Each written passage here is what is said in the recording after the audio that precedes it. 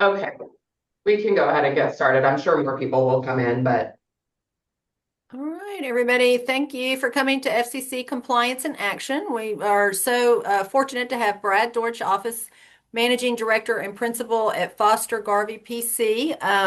I'm Regina Yeager. I am on the PRADO board. I do Slack scholarships and help raise money for the scholarships, all that fun stuff. There are other people on the board, including our president, Kristen Jackson. I just wanted them to introduce themselves quickly.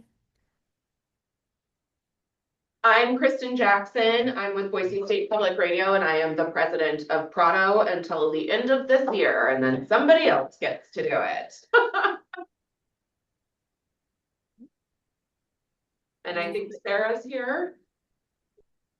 Yes, Sarah McDaniel from Northwest Public Broadcasting. I'm the outgoing treasurer on the Prado board. Love Prado. Appreciate that all of you are coming to this water cooler session, which I think is very valuable. I think this is the most people we've had at a water cooler in a while. Yeah. Anybody else on the board? I've got you in gallery, but we're Oh, seeing. Lorit's here too.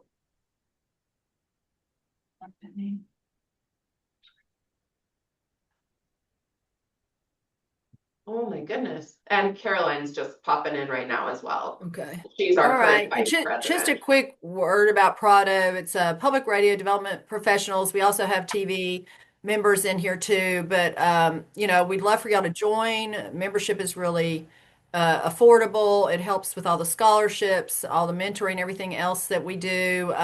It's also a free place on Slack to get advice. I know a lot of you probably go there to get underwriting advice all the time. And with a lot of the other member organizations, they're very expensive to be part of. So Prado is very glad to offer this like free service on Slack for anybody, even if you're not a member. So spread the word. But if you would become a member, we would love it. I'm just a big fan of Slack and introducing new people as we get so many new people into development and underwriting across the nation to have a place to just connect with other public media colleagues like yourself that are in there in the trenches each and every day.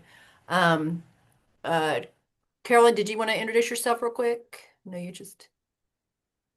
Yeah, hey, I'm Caroline Spears. I'm also in Prado. I am here in Birmingham, Alabama, WBHM as our call letters. I am the Director of Community and Corporate Support, so I work in sponsorship. I've been doing that for about almost 10 years now. Yeah, and you can go to prado.org and you can see where you can join and sign up. I'll put that link in Okay, the thank chat. you. Thank you. Mhm. All right. Well, I was going to let Bob Castle, who is my underwriting director extraordinaire, talk about Brad. I told Brad at the beginning that I haven't seen him present at the conferences, but I've heard his name many times, and Bob Castle is probably your biggest fan. So I don't know if you want to say something real quick, Bob, or. Sure. Well, yeah, so every time I've been to well, not to PMD, to the conference formerly known as PMDMC, my favorite seminar every single time's been Brad's. They're always insightful. They're surprising, actually, a lot of times. And when the seminars are big hits or like when it ends and there's still like 20 hands in the air because people are asking questions every single time at Brad's seminar. So I was really excited to see that he was going to be presenting today. We're all going to learn a lot. All So. right. All right. Well, you can take it away, Brad, and I know we're going to have time for questions too. Well, hello everyone. I will do my best to leave time for questions, but I think that this works best as interactive. So if you have questions at the time while I'm going through, please just put them in the chat, and then maybe Regina, you can monitor that and interrupt me instead of having a whole bunch of people interrupt me. It's nice to see at least a lot of familiar names of people that are folks that we already work with or folks that I've seen at various conferences that I make a similar presentation. As you went through your introductions, it just struck me that although people usually say it about boats, that the two best days of your life are the day that you buy a boat and that you sell a boat. And it seems that the same thing maybe applies to board membership. I've never thought about it that way, but certainly I know my experience participating on boards. Certainly, those are 2 days that bring a smile. So congratulations to those of you who are rolling off of the board. I know how that feels. I have to say that's not true. We all love being on the board and we hate to see people go, and we're constantly recruiting people. So we love Yeah, it. and we made Sarah stay with It is us time. for a really long time. So I'm going to try to share my screen, and please let me know if this works. Can you see just the slide presentation now? Yep. Okay, great. And then the second thing will be if to make sure that it flows from one slide to the other. So this first slide, I keep it even though it's completely anachronistic for those of us with gray hair to remember what it was like to listen to the radio on your boom box. I certainly remember my parents buying me one that looks similar to this. I think for my birthday in fifth grade or something like that. And I remember the first 5 cassettes that they bought for me, including the double cassette of The Wall. So it just brings back a great memory for me. So I'm gonna basically be talking about underwriting. I'm gonna go through a few things. One is the context that we're existing in right now with the FCC, because there have been changes in terms of the FCC's attitude towards obviously public media, but specifically underwriting, even though there haven't been any actual decisions that have come out on underwriting under the new administration. And then we're going to go through what the restrictions are, and then finally, after we've done that, we'll hopefully have some time for some examples. We'll also hit a few things that are underwriting adjacent, because I think that they exist in the same in the same environment. Did the slides switch for you all? Okay, so why does this matter? Well, with the Trump administration, there was a new chairman at the FCC. So the way that and it's similar for federal agencies across the board. Most federal agencies, just like many nonprofit corporations, have an odd number of commissioners at the top. And the way that it works is that, so for instance, with the FCC, there are 5 commissioners, and 3 of the slots are for the same party that is in power in the White House, and 2 of the slots are for the other party. So right now, of the 5 FCC commissioners, 3 of the slots are for Republicans, and 2 of the slots are for Democrats. So when Trump came into office, the former chair of the FCC, Jessica Rosenworcel, she resigned and is no longer a commissioner at the FCC. Brendan Carr, who was already a commissioner at the FCC, rose from being a regular commissioner to being the chairman. And it turns out that there are only 3 commissioners at the FCC. For a while, there were only 2. 1 Republican and 1 Democrat. And when there were only 2, they did not have a quorum and they couldn't get anything done. But now they have 3, which means that Chairman Carr has 1 Republican colleague, which pretty much ensures that he can get through whatever he wants, because if he's doing things right, he has his Republican colleague on his side. That said, very early in his tenure as chairman in January, after Trump took office, and after Trump took office, literally one of the first things he did in the first hour that he was president is he appointed Carr to be chairman of the FCC. And then within a few days, Carr issued letters to NPR and PBS saying that he thinks, he has a hunch that NPR and PBS stations are not adhering to the underwriting restrictions, and in fact are airing commercials or advertisements impermissibly, and that he is going to ask his staff, meaning the staff at the FCC, because he's in charge of the whole FCC, to open up investigations into whether or not his hunch is accurate. And it was only a 2-page letter, and I have a copy of the letter there. On the second page of the letter, it says, oh, by the way, Congress is looking into whether or not to defund CPB, and I think Congress will be very interested in what we find here about whether or not NPR and PBS stations are adhering to their restrictions. And so anything that we learn, I'm going to send it over to Congress. It's amazing to me that we're only a year away from that letter having been issued, and here we are.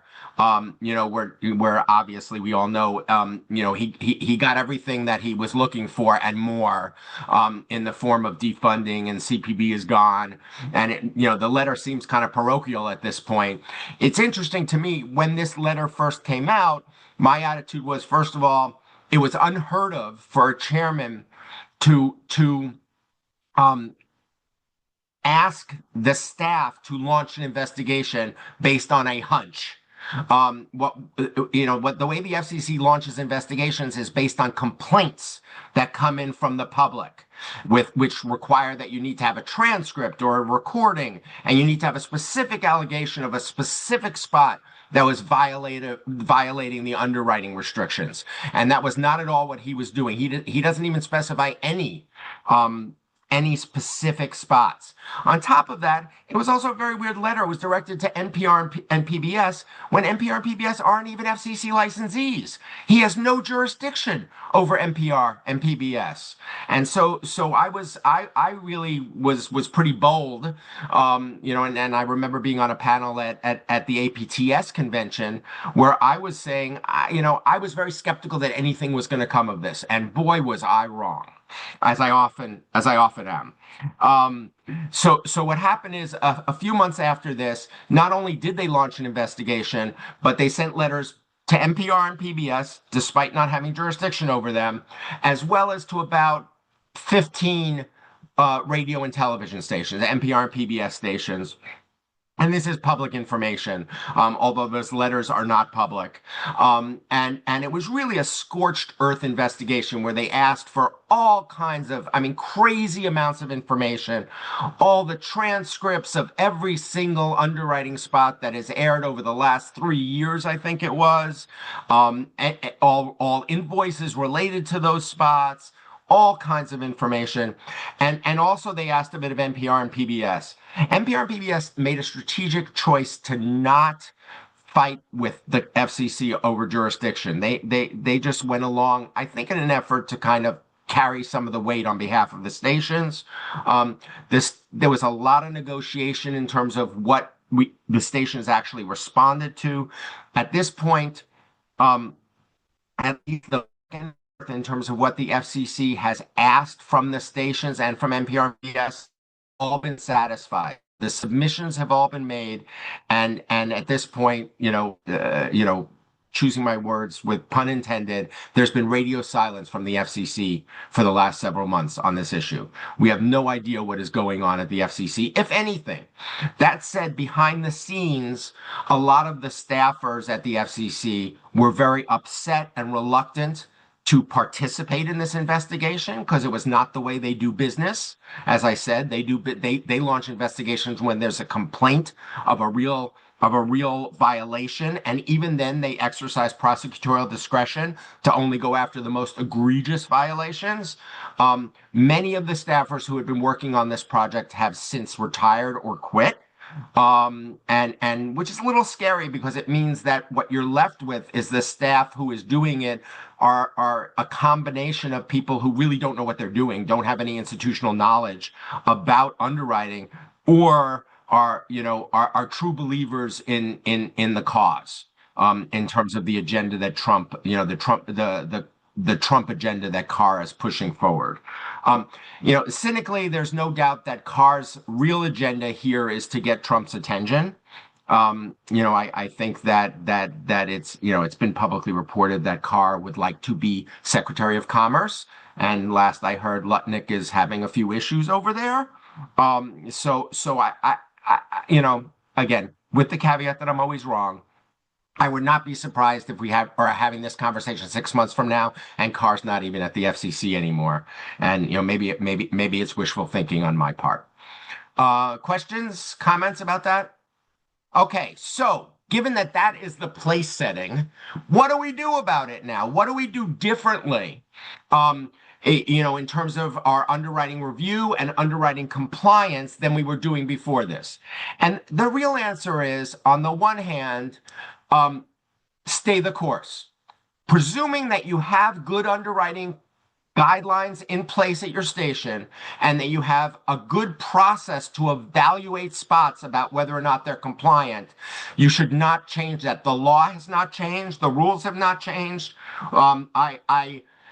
And this is kind of a theme with me, and it's easy for me to say because, I'm not a stakeholder like you guys are, but my advice is, don't censor yourself. Don't, you're giving them what they want if you wind up getting chilled by this. And the idea is they haven't said anything about if there are new rules, what the new rules are. And this is across the board, what they're doing with Kimmel, what they're doing with Colbert, what they did last week with this new patriotic, I don't know if you guys read about this new encouraging specifically radio and television stations to run patriotic fare with the upcoming 250th, including starting your day with the Star Spangled Banner or the Pledge of Allegiance. These kinds of encouragements and this hint of what it takes to act in the public interest, it's just not the law. It's simply not the law. Now, that said, on an individual basis, stations are free to do what they want. That said, my advice to people is make sure you do have robust guidelines in place. Make sure you're following those guidelines. And the new thing to do is make sure you're documenting your decision-making process. So that if and when, in the unlikely event the FCC comes a knocking and they say, hey, we think that spot was a violation, you don't have to go ahead and recreate what your thought process was in approving that spot. You have a worksheet or some kind of form or process that you can just pull it out of the drawer, the proverbial drawer, your electronic file, and you can say, look, FCC, this is how we thought about it. This was the review process we went through. This was the conversation we had. You might not agree with us, but we were being thoughtful, good actors. There's a whole bunch of FCC precedent, which, again, with the caveat that who knows whether precedent is worth anything anymore. But the precedent says that even if the FCC disagrees with you about a particular spot being compliant or a violation of the underwriting restrictions, so long as you exercise good judgment in applying what you thought the rules were, now, of course, you have to actually know what the rules are, that they will defer to you. And the worst will be that they'll slap you on the wrist, with an admonishment saying, we disagree with you, don't do it again. And I have a slide at the end of the presentation with worksheets that we developed with Greater Public. I know a lot of you are Greater Public members. Greater Public has these worksheets available on their websites. For those of you who are clients of mine, I have similar worksheets, but not with the Greater Public logo on them. They're not rocket science, but it's a document that you can use to create this documentation that I'm suggesting that you should do in a real-time basis. Brad, Yes. sorry to interrupt you, but No, just so you know, please. there's a lot of stations here that might not be members of Greater Public because Greater Public is there's a fee and it is expensive. This is why PRADO is so important. Do you have any recommendations for free resources for these kind of forms or documentation? We can talk offline and I can, maybe we'll talk about, I'll provide you the forms and we'll just put Prado's logo up on top of it and you guys can Okay, great. A couple of people are saying they use Slack channel. I will tell you that at WUNC, we've just recently started deleting everything every 3 months. So that caused just an issue with our underwriting department just to be safe because we are subject to FOIA request, Freedom of Information Acts, which means people could come in and get anything on our Slack at any time. So just as a journalistic entity, we started doing that every 3 months. But that is one way. Also, email is another way to document it. So, but thank you, Brad. That'd be great if you could give us I a think you phone brought number. something up that's very useful, a distinction to make, Regina. This informal spitballing and back and forth discussing a given spot, I'm not suggesting that you would want to document that kind of interaction. I'm talking about creating a formal route. Once you're done with that conversation, then you use these forms to actually document the thing that you would anticipate making public. Okay, great. Yeah, so I think Thank you. there's a distinction there. And that's like, that's lawyers, we do this all the time, right? The idea is like you have your handwritten notes and then you shred those, but you create your memo that becomes the thing that kind of creates the historical evidence. Okay. So now launching into it finally with all of that throat clearing, what is underwriting? One thing that you'll hear a lot of people talk about, well, some people talk about, and there are lots of debates. So like, I bet if we went into your Slack channel, people will be like, well, that's just regular underwriting. It's not enhanced underwriting. And especially people who've been in the business for a long time, they make a distinction between, quote, regular underwriting and enhanced underwriting. There's no distinction anymore. That's a distinction that is like 40 years old. Once upon a time, underwriting was only support for this station comes from Mobil Exxon, period. Like that was underwriting. A long time ago in the 80s, the FCC expanded that into what we're going to be talking about today. So to the extent that there's like anybody who wants to engage you in a conversation of the distinction between regular underwriting and enhanced underwriting, don't do it. It's irrelevant. Enhanced underwriting is the law of the land now. But and it goes way beyond just simply identifying a sponsor, right? I mean, we all know this, right? I mean, the spots that we see every day are way beyond simply identifying the sponsor. But the question is, at what point have you crossed the line from a permissible, quote, enhanced underwriting announcement into an impermissible advertisement?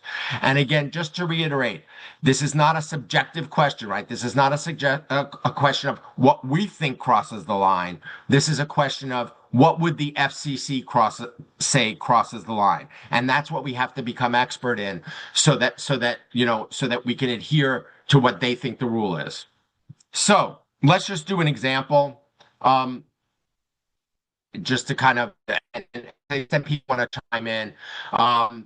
Come on down to Santucci's for the best pizza in Boise. Bring the whole family in on a Tuesday, and you can get 2 delicious extra large pizzas for just $15. Boise has been loving our amazing service and award-winning drinks for over 65 years. So let's just go through this, and this is just by way of a preview of the things that we're going to be breaking down in a moment.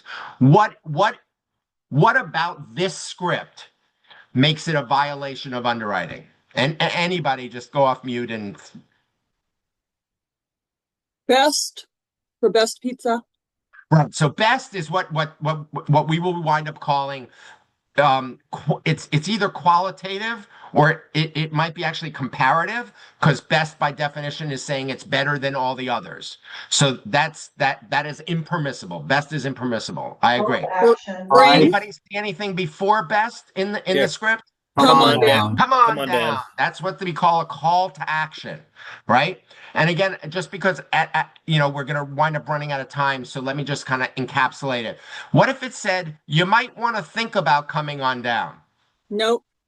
Does that make it better? No. No way. No way. Just because you're kind of putting more words around something to kind of make it a little more tender, that doesn't negate it. So come on down is a call to action. You can't have calls to action. Bring the whole family in. What's that? Call to action. Another call to action. On a Tuesday, and you can get 2 delicious extra large pizzas for just $15. Delicious? Promotional. Incentivizing. Subjective. Subjective. Okay. I'd say subjective is not the test. Something can be subjective, but delicious, whether it is or is not delicious, is beside the point, right? But the idea that they're saying it's delicious is they're giving you the quality of the pizza. They're talking about the quality of the pizza. So don't get distracted by whether something is subjective or objective and whether it's false or true. So, for instance, at the end of this spot, it says award-winning drinks. That's not subjective. Like either they've won awards or they haven't won awards. But saying that something is award-winning, even if it's true, even if it's objective, is impermissible because it is promotional. It is qualitative. It's talking about the quality of their drinks. Somebody gave them an award for it. So what do you think about, like, if you had a sponsor that was a movie that stars Meryl Streep, could you say Academy Award winning actress Meryl Streep? No. You cannot, even though it's true. She's really a good actress. You can't say that she's a good actress because that is promotional, because you're talking about the quality of the product, of the movie. Delicious, we talked about. What about just $15? You can't say price. No prices, no price terms. I agree with you completely. Boise has been loving our amazing service. So loving is talking, again, promotional is talking about how much people like it. Amazing service, talking about how good the service is. What do you think about for over 65 years? No, I think you can say, well, no, you can say established in whatever the year was that was 65 years ago, but I don't know that you can say for over 65 years, can you? Well, here's the thing. In my mind, I think I could have easily said to you, well, by saying that it has existed for 65 years, you're basically saying how good it's got to be because how else would they be in business for 65 years? And nevertheless, the FCC has said that you can say how long something's been in business, whether you say it as established in 1950 or you say for over 65 years. Obviously, I would lose the exclamation point. So whoever's reading this copy should not get too excited about it. And so you'll see in the next sentence, I've kind of pared it down, sponsored by Santucci, serving pizza and drinks for over 65 years. That is permissible. You're allowed to give the location of the sponsor, and you are allowed to give historical information about the sponsor, how long they've been in business. Questions, comments? So this last part I have on the slide, which is that, we're not here to talk about the two ends of the spectrum. And I would say that, so the top one is clearly an advertisement, all kinds of violations. And the bottom one is clearly permissible, except for the 65-year thing that we just went through. But it's where you're in the middle that it gets squishy and gets difficult. And I want to be clear about something which makes this all the more difficult, an analysis. Some of this is art, not science, and some of it is dark art. And the conversation I have with clients all the time is that it's a risk versus reward. A lot of it is we try to mitigate risk as much as possible. But that said, just like all of us, the fact is, I mean, well, I don't know about all of you, but many, many people drive 5 or 10 miles over the speed limit and take that risk, even though technically that's over the speed limit, understanding that there's a very low chance of any consequences with respect to being pulled over for going 4 or 5 miles over the speed limit. And that's the same thing with everything in life. Everything is about how much risk am I willing to take and what's the reward related to that risk. Can you believe a lawyer saying that? Hey, Brad, Okay. we did have a question about award winning, and whether or not it can be used in a promo or a PSA for the station, and not an underwriting announcement, but an actual like station promo. A promo for the station itself? Mm-hmm. Yeah, like they're holding an event with award-winning actress Meryl Streep. Could they say that?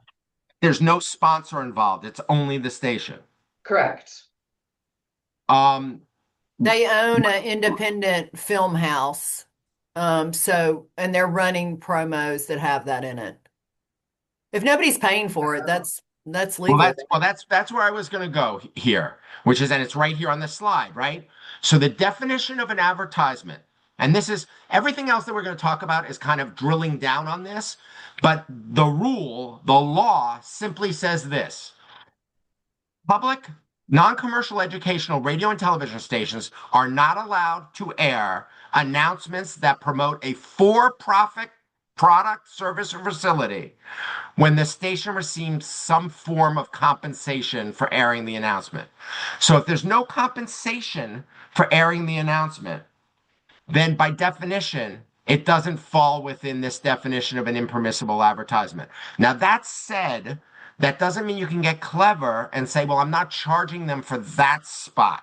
They're a sponsor and they bought 10 spots over here that are compliant, and then I'm giving them the 11th one for free, and therefore I can go crazy. You can't do that, right? Because you wouldn't have carried the 11th one if they weren't paying for the other 10, and therefore they're actually paying for the 11th. On the other hand, if it's a spot that's about only the station itself and there is no sponsor, or it's a true PSA, or even like a community calendar announcement. If you have a community calendar announcement that's for an entity or an event that has nothing to do with any of your sponsors, then technically you can have price terms and calls to action if you want to. Now you have a different issue of listener expectation and whether or not, and tone, and whether or not you want to do that. But from the FCC's perspective, if you have no compensation whatsoever, and I'm talking about no compensation whatsoever, like they can't send you a slice of pizza. They can't actually send you the tape of the announcement. That might be enough to make it compensation. Is the actual spot, if we're not recording it ourselves, just from a community calendar perspective. So you have to be very careful. Any kind of what lawyers call a scintilla of what we call consideration is enough to trip this test. Brad, we have a Yes. few questions. The first one is a two-parter by Susan. It says, according to greater public, these words are not allowed. Words like established, consultation, and now open. And then her second question is, what if the copy cops are overridden by the higher ups? I think that's kind of a good luck. I don't know what that means. Like, do you mean like somebody at your station is saying, oh, it's okay, go ahead and put it on the air? Someone in authority over the person who is editing the copy. Says it's okay to air Yes. it. Yeah, that's a very specific question. That would be like a lawyer-client kind of question, but I think Yeah. it falls under the umbrella of what I was talking about, that, I don't know if we can get the recording. stations. Just a State minute, law- Deborah mute. Fraser. I think you're not muted, Deborah. Thank you. All right, sorry. As business owners, as operators, a lot of this is fuzzy, and it's just a question of, not just a question, it is a question of how much risk are you willing to tolerate? It's a risk tolerance question. But I think that's something that, that goes back to my documentation issue. You'll see the worksheets that we've developed are worksheets where you need to have a manager, approving the recommendation. And I think you need to have those at least two levels of review. What was the first question? It was Greater these public. words are not I'm allowed. very skeptical about that because I work very, very closely with Greater Public, and I haven't looked recently about what they have on their website. In general, I'm loath to say that there are words that always are okay or words that are always not okay. It's Okay. always a matter of looking at it in the context. And so, for instance, and this is on a later slide, but I'll talk about it now. The word free. Can you ever have the word free in a spot? And the No. answer is yeah, you can. Yes. Caffeine free, Oh. sugar free, right? I mean, on the other hand, the word Friday, would the word Friday ever be impermissible in a spot? Black Friday. Black Friday means sale. Yeah, so I think the idea of coming up with a list of you can never have these words and you always can have these words is misguided. That's not the way that underwriting works. That's my take on that. DG would like to know what's the difference of an announcement's for a nonprofit. We'll have a whole slide on that, but I'll just say right now, going back to this slide, it says the definition of advertisement is an announcement that promotes a for-profit product, service, or facility. These rules do not apply to nonprofit sponsors. So I have a separate worksheet that's for a nonprofit sponsor, and I urge you to make sure that you get documentation that the sponsor is in fact nonprofit. Just because they have .org on their website doesn't necessarily mean that they're nonprofit.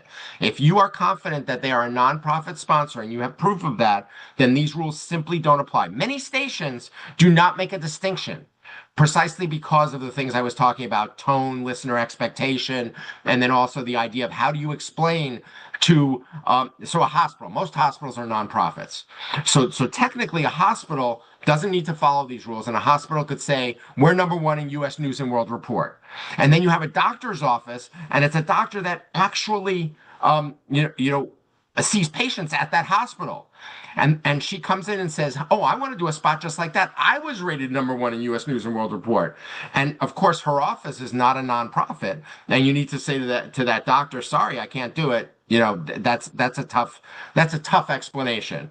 Along those lines, Connie said, what about something like ranked the 15th best executive MBA program in the nation by Fortune magazine? So if that was a public university, would that be okay?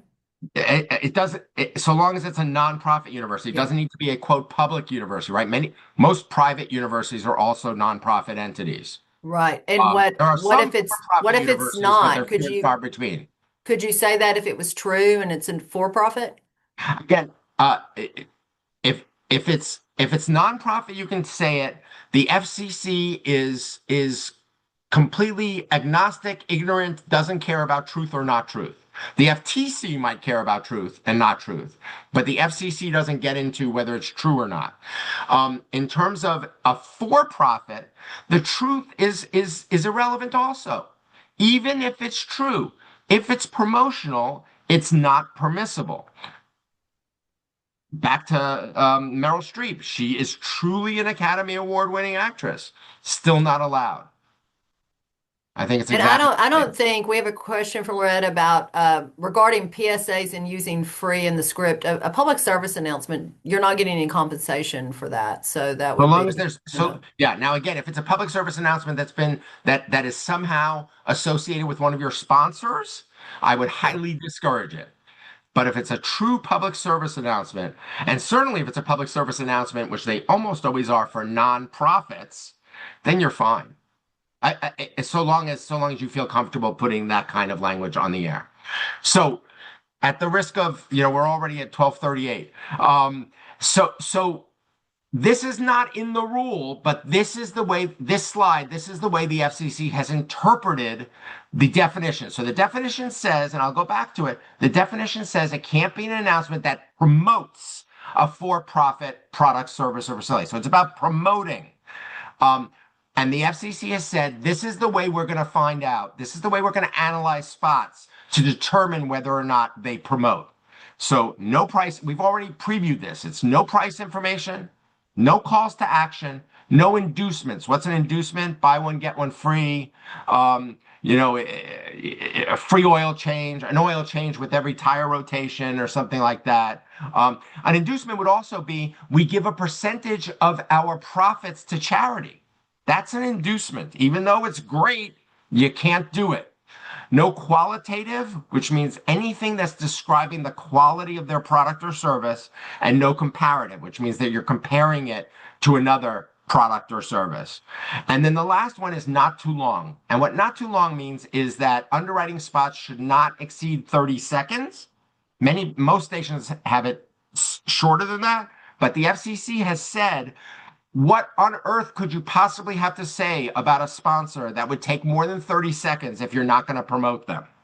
So not too long means not more than 30 seconds. And it also means if you have a list of items or services that the sponsor provides, what the FCC refers to as a menu list, you cannot have more than 4 things listed. And saying, they sell X, Y, and Z and more counts as one of those things listed. So you can't have more than 4 things. Where does that come from? The FCC made it up, but that's what the staff has said, 4 things. So I don't want to, I'm not going to get too much into this. We already talked about, so the idea is any hint about price, it's not just $10.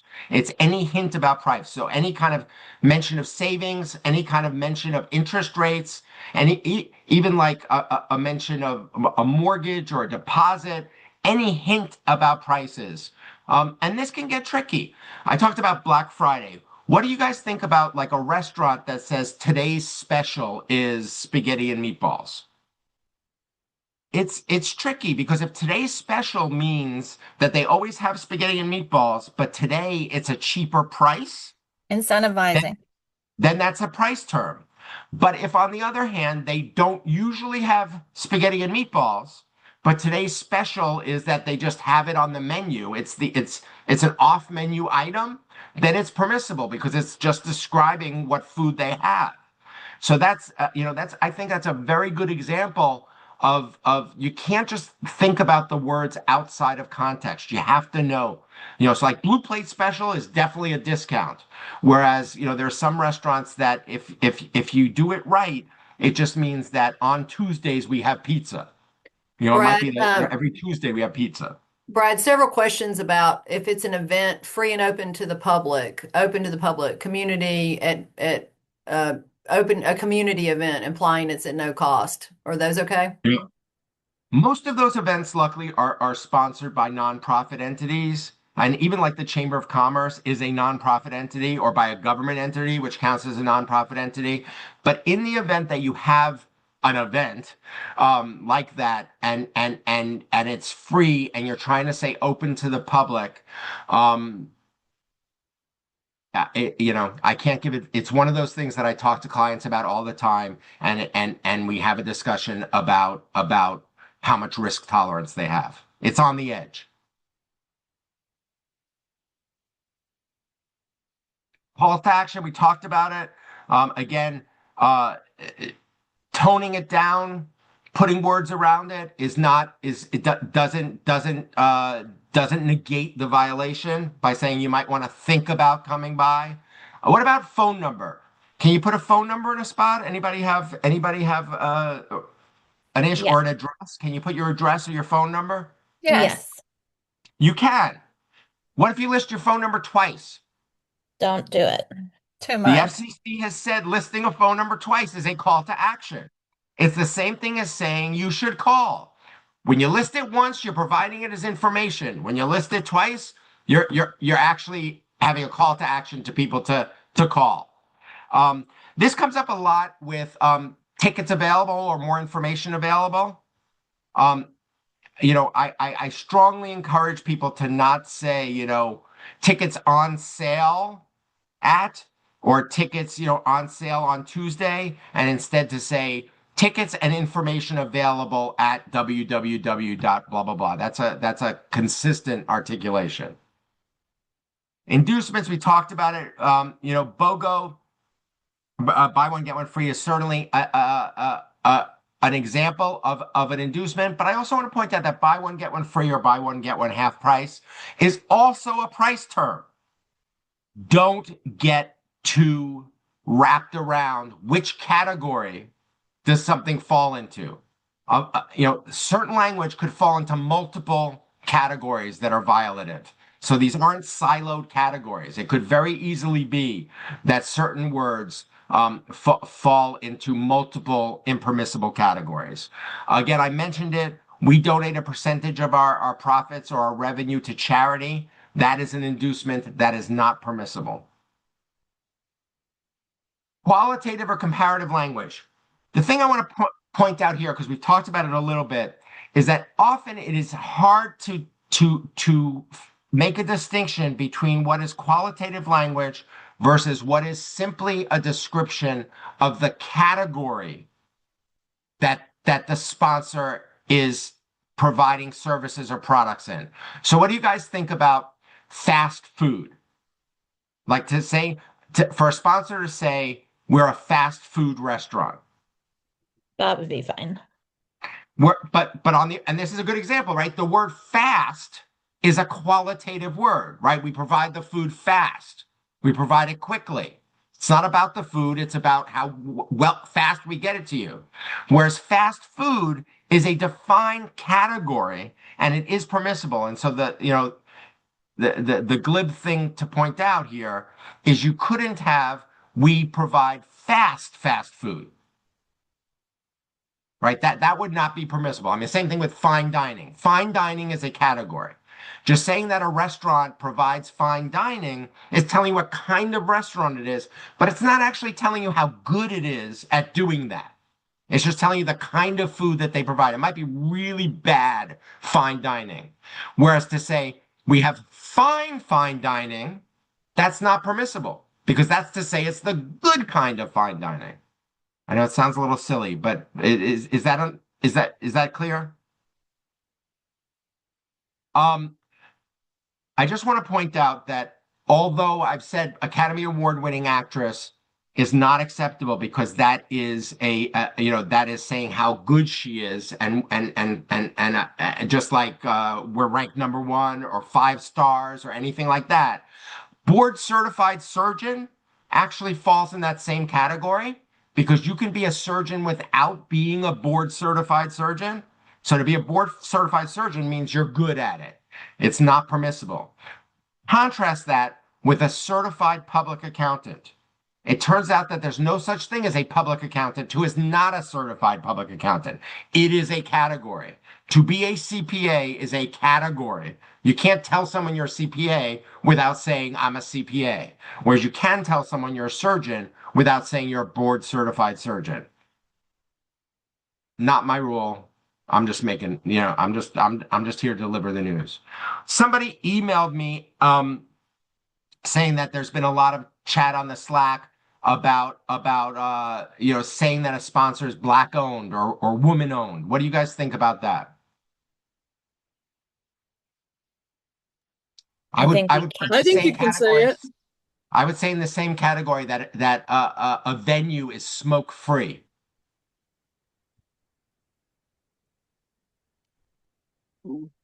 What do you guys think?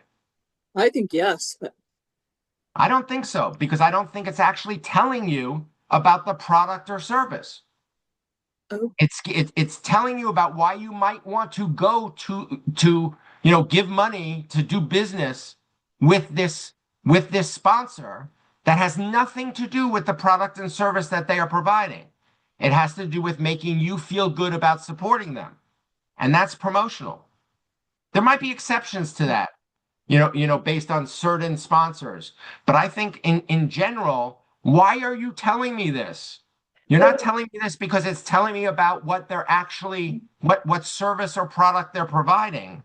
You're telling me about it because that's a reason I should go to that store over another one. Well, I agree with that, Brad, but it's still something that they offer. They're not offering Black owned. No, they're not. no, we're talking about. I can't go think buy we were. Black owned. I can't. Oh, I thought we were talking about. Oh gosh, now I lost my train of thought. Smoke free. Smoke free, yes. Sorry. Yeah, smoke free. I think is a little more on the line, but like a restaurant, that's not what they're offering. They're offering food and drink. Just like you couldn't. We all would agree. I think they can't say good customer service. And so is smoke free more like good customer service? And intelligent minds can disagree. And I agree with you, like this is, close to the line. And I think if you had a station that analyzed smoke free and for whatever reasons came to a determination that you thought that was permissible in the context of the copy, the FCC should defer to that. But I think that there's a good argument that it is not an actual description of the product or service that they're providing. So Black owned and women owned, you would say no to. I'd have to always look at the copy in the context, but in general, it seems to me that it's not telling me about the product or service that's being provided. What about for-profit trust company? I again would need to look at there's a good chance that a for-profit trust company has a government requirement to say that, has a regulatory requirement to say that, and if they do, then it's probably okay. What about a hotel that offered handicapped accessible rooms and or smoke-free rooms from a health allergy perspective? Talk to your lawyer. It's close. It's close. I think there would be a way to do it where you would mitigate the risk to the point that you would probably get comfortable with it. Okay, here's a tricky one. Susan's asking, what about something like dedicated to supporting the things that enrich life, like the arts? Yeah. So this gets to this whole idea of aspirational language. And while I think the idea of you can't say something that is clearly violative of the rules and just neutralize it by having by having dedicated, dedicated to providing the best service at the cheapest prices doesn't negate that you just said the best service and the cheapest prices. So that's the general rule, is that just by turning something into an aspirational statement doesn't make it permissible. That said, the statement that you just read to me, Regina, yeah, I got to tell you, I have no idea what it means. And when people present me with language that I have no idea what it means, I love it. So there's because if you read something, you're like, what the hell does that mean? It's probably like it's getting pretty close to being okay because it doesn't mean anything. What about using a mission statement? It again, totally. If our mission statement is to provide the cheapest goods, you can't do it. Okay. Right? I mean, it depends on what the mission statement is. I've got a quick one. For a restaurant, if you were to say it's owned by or a chef owned, that would be promotional. But if it was owned by chef, give a name, that would be fine. I think that's right. I think that's right. Okay. I want to be clear about what I'm about to talk about. This is an exception to the prohibitions. This is an exception to all the things that we just talked about. If a sponsor has words in its name that violate one of the things that we just talked about, or they have an established slogan that they've trademarked or they've been using for years that the public associates with the sponsor. Like if I told you, and it doesn't have to be a national thing, but if you, in whatever town you're in, whatever city you're in, if you went up to a random person and said that slogan and they like immediately say, oh, I know who you're talking about. I'm loving it. We all know that's McDonald's. Even though I'm loving it is promotional, you can use it because you can use it in a way to identify the sponsor. You can't actually have someone there saying, with a hamburger in his mouth saying, I'm loving it. But you can have it at the end of the spot as an identification for identification purposes. Same thing here. I have the example of Dollar Tree. You can't say who the sponsor is unless you say dollar, 99-cent shoe store, or whatever, Payless shoe store, 99-cent store. There are certain companies that right there in their name, they mention a price or they talk about quality or something like that. That is permissible if that's actually their name. Now, a sponsor can't come up to you and say, well, I'm starting a new slogan. It has to be an established slogan. The other thing I want to be clear about is the URL that you might give at the end of a spot. Often they'll have a slash at the end, and then, they'll say, sometimes they'll say value / low cost / we're the best. The URL itself has to be part of the analysis. You can't backdoor a violation into the URL itself. On the other hand, if you had, www.paylessshoes.com, that's fine because Payless Shoes is their name. Questions about that?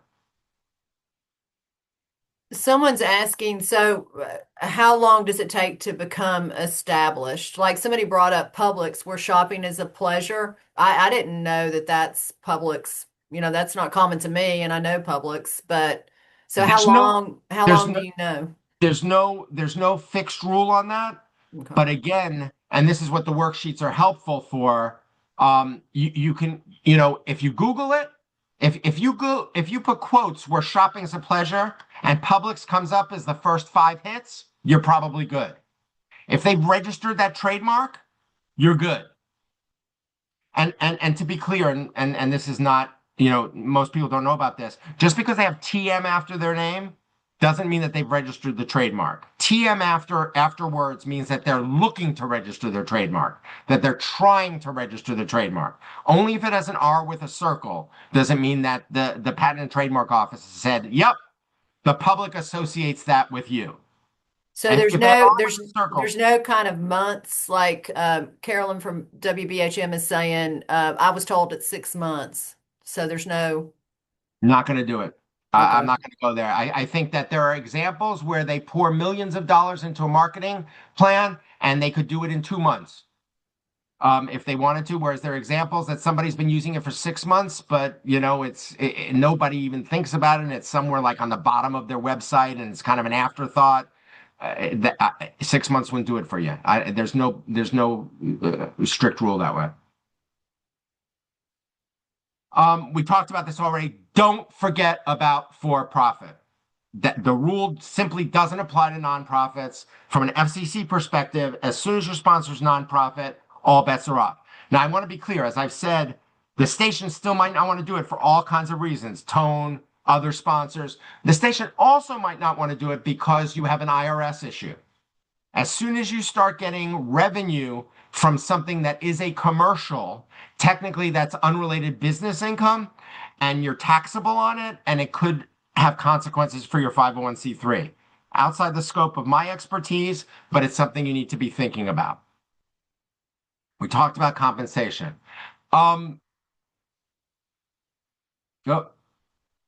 Questions? I'm kind of done with the underwriting part. With 3 minutes left. Questions before I talk about anything else?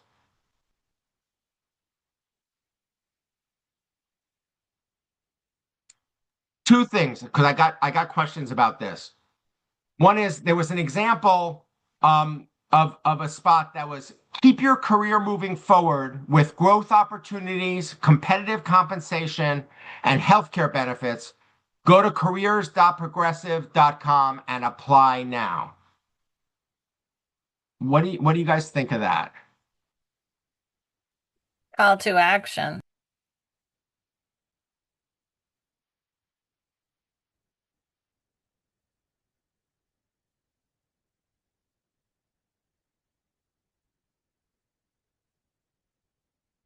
No thoughts? Keep your career moving with growth opportunities, competitive compensation. That sounds like money, price terms, healthcare benefits. Go to careers.progressive.com and apply now. That's definitely a call to action. The I think FCC has said that spots like this that are purely about employment and are not promotional of the brand or the sponsor itself are permissible. This is a trick question. So long as you're not using this spot as a way to backdoor promotional language about the sponsor. So if it said, come work at the best insurance company in the world where we have satisfied customers that we do a great job for, that would not be cool, because then you're using a hiring spot to actually squeeze in saying wonderful things about your company. But if it's simply about trying to get people to apply to work at your company and you're not saying wonderful things about the company, it's permissible. Now, to contrast that, if the sponsor itself were an employment agency, and that is what they're doing, that is their product and service, is getting people hired, then you can't do this, right? There's the contrast. So if it's apply now for jobs at Brad's employment agency, that's an impermissible call to action. But if it's apply now for jobs at Brad's restaurant, that's okay because I'm not promoting my restaurant. The first one, I'm promoting my employment agency. Whereas the second one, I'm not promoting my restaurant because that's not the service that my restaurant provides. The service is food. Have I made that clear enough?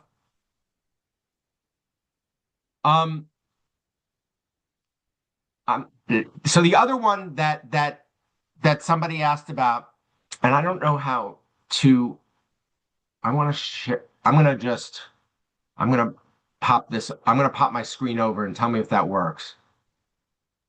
Do you guys see that now? Yeah, it's a You little see a small, Word but we can document see it. now? Yeah, we can see it. Yes? I can't hear you, Regina. Oh, yes, we can see it.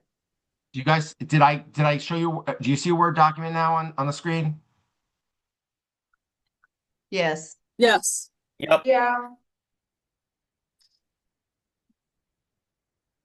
No, yes. Yes. Yes, we Yeah, I can don't, see it. he can't hear us for some reason.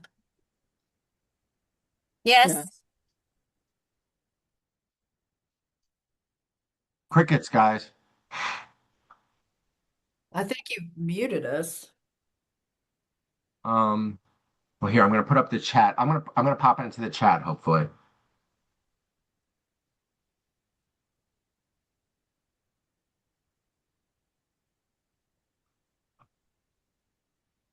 Here, I just popped it into the chat. Can you guys see that? Okay. So this is very nuanced. The idea is that, and again, you have to go to, is this a description of the product or service that the sponsor is providing? Or is it a neutral description? Or is it actually telling you, promoting it, telling you how good it is? And the question is, one simple and efficient business management platform streamlines every aspect of your company in one simple and efficient business management platform. Is that promotional, or is that actually just a neutral description of the thing itself, of what it does? Doesn't tell you how well it does it, but is that the way you would describe the service? And I think that this is very close to the line, but I do think that this is compliant. But this is exactly the kind of one that you'd want to document. You'd want to get a lawyer involved. The person who brought this to my attention, PRX runs this, and I'm their lawyer. We documented it. We have a lot of documentation.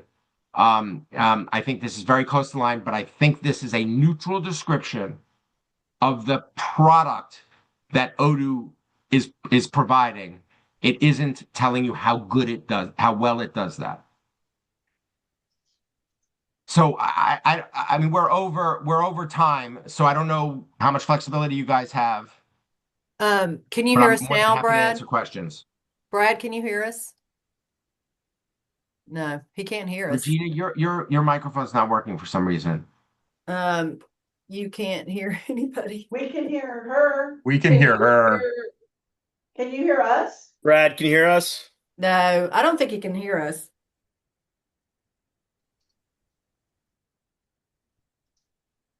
Maybe it's my microphone, is it? Yes, it is. That I can't hear? Right. That's it. Let me check. Try again? Can you hear us? Yes, now I can. Okay, yeah, So it's sorry. me the whole We time. were You all, heard yeah, her, we I were all like, apologize. we can hear you, we can hear you. Okay. I mean, if you're okay with staying on, I mean, we've still, got 44 people on here. Does anybody have any pressing? This has been great, Brad. Thank you so much. And does anybody have any pressing questions, that didn't get answered, or it doesn't look like it. So I think we're good. But thank you so Well, much. here's my contact Thanks. information if anybody has any questions. Yeah. And if you wouldn't mind sharing some kind of form, somebody else is saying they'd love to know more about the nonprofit info, how to deal with agency legal departments that don't get it. I mean, that's when I first started in public radio some 36 years ago, that has always been the case with agencies. They just like to argue. You just have to do whatever you have to do to protect your station, is what I would say. Right, Brad? And emphasize the value of being heard on a public radio station, right? I mean, the whole idea is this isn't advertising. This is a halo effect that you get. You can't compare us to regular radio. It's true. All right. Well, if you could get us some kind of form for that documentation we could share with PRADO people, that would be great. And just thank you so much. I think people are, I don't want to bombard you, but people are saying, can Brad share his contact information? Can we reach out? Do you do that, Brad? Or, Happy to. yeah. Okay. Of Thank course. you so much. Yeah, is my contact information on the screen now? Do you see it? Yeah. Okay, great. Yeah, no, certainly. Anybody wants to reach out, and I will send you some forms, some of the worksheets. Okay. Terrific. All right. Thank you so much for being so helpful. My Thanks, pleasure. Brad. Thank you, Yeah. Brad. Thank you. Thank you. My Yeah. pleasure. Take care, everybody. All right. Bye-bye. Thanks, everybody. Thank you.